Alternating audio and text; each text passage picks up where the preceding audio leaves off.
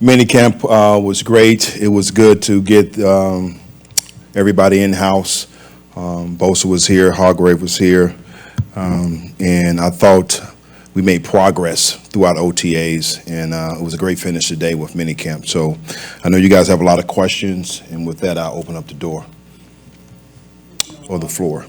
Charvarius didn't take part in any of the 11 on 11 stuff, but that gave you an opportunity to look at some other younger cornerbacks out there. I mean, how do you sort of assess that outside position at cornerback?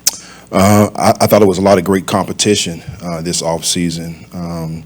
You look at Demo, I thought he took strides this offseason and really getting better. You can see his confidence, and I think his confidence is coming from really in his preparation. If you watch him each and every day, as I have, you see him taking steps and really focusing on the details in the classroom and his transfer into the field.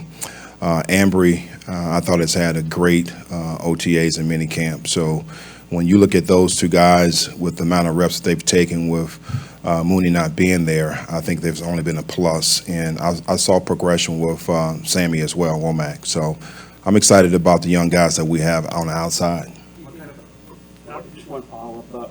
Do you think that Ambry has sort of that, the physical traits we were talking about the last time you were here to do the press stuff that Charvarius does and Luter that you liked about him as well? I think he does. I think only time will tell. I think right now, I'm very impressed with being in gym shorts right now, but I think once we get the pads on with training camp, we have an opportunity to go and practice against the Raiders, before we play them. And we'll see exactly once we get the preseason. But I'm very confident that he can get it done. What have you seen or learned about Charvarius Ward?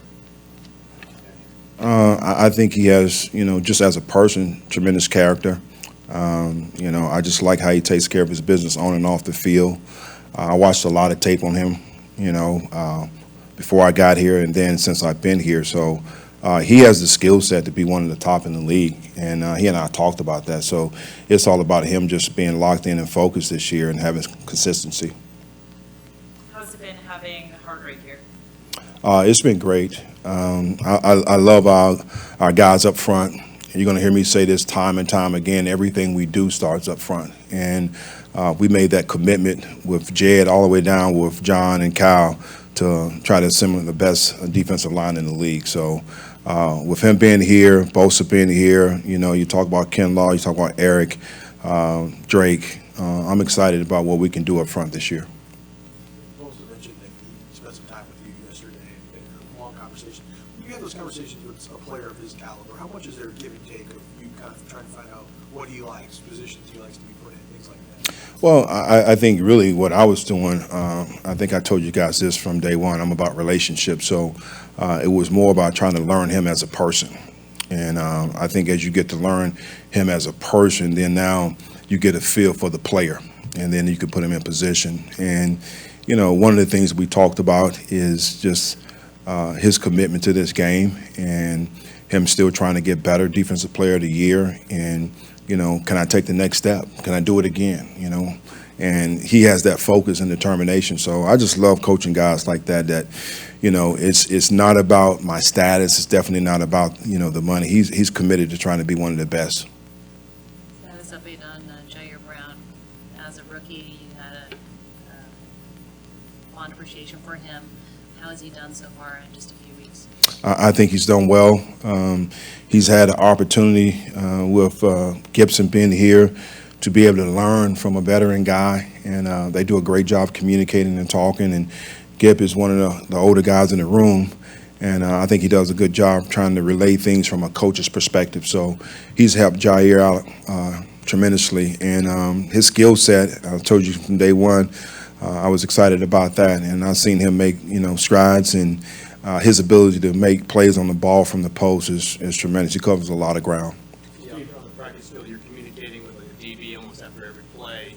Is that kind of the way you're coaching kind of through the back end, or is that just kind of we're just seeing it today? Well, I coach through the back end because that's really my expertise. So I see certain things back there, and I try to make coaching points on the run just to try to get those guys to self-correct themselves, because there's times, of course, during the game you can't get to them. So you just want them to be able to think about what's just happened and then hit the reset button and get ready for the next play. You sir told us last week that when you two talked prior to you taking the job, that it was pretty apparent to him really that you guys saw things in a very similar way. What do you mean by that? Well, I think, you go against these guys, you see them on tape, you got the crossover film and those kind of things, and sometimes you really don't understand the teaching behind it, okay? The wide nines and those kind of things, what we may be doing up front. But once I was able to get here and understand how detailed he coaches everything, it fits into my philosophy and the things that I believe in. So we're on the same page. As a defensive guy and, running things from the back to the front, I emphasize every meeting pointing out things up front, just to let those guys understand and know that it's just not lip service. Everything we do starts up front, and I want those guys to understand that. Steve, you probably watched last year's defense with D'Amico.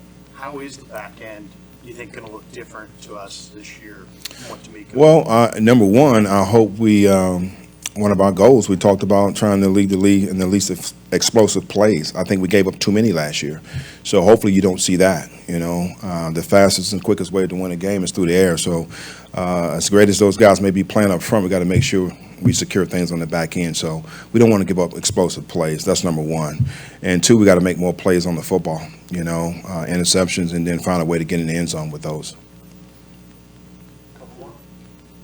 As you just met Bosa, but I'm sure you got a sense of, what you just said, this commitment, competitive greatness, everything. What other players pop to mind that you coached that are kind of in that?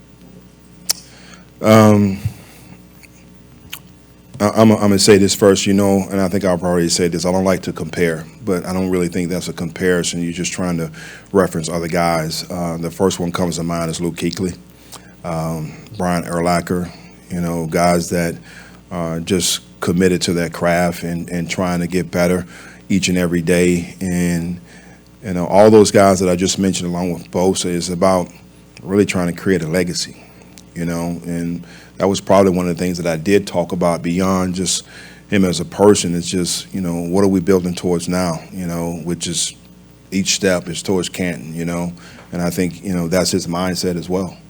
But, you got to stay in the moment each and every day, be where your feet are, and take it as it comes. But ultimately, that's his goal.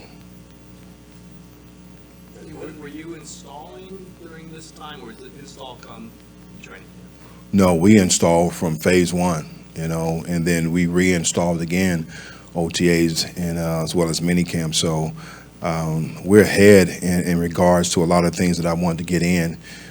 So I'm excited about that and the things that we've been able to rep. Our philosophy and the things that we believe in hasn't changed from a schematic standpoint of who we are, who we've been in the past. We've just been able to add a little bit of wrinkles here and there and what I call tools. But very excited at where we are right now and how the guys been working. What will you be doing during your 40 days off? What is your plan for the off-season? Off-season, what am I be doing?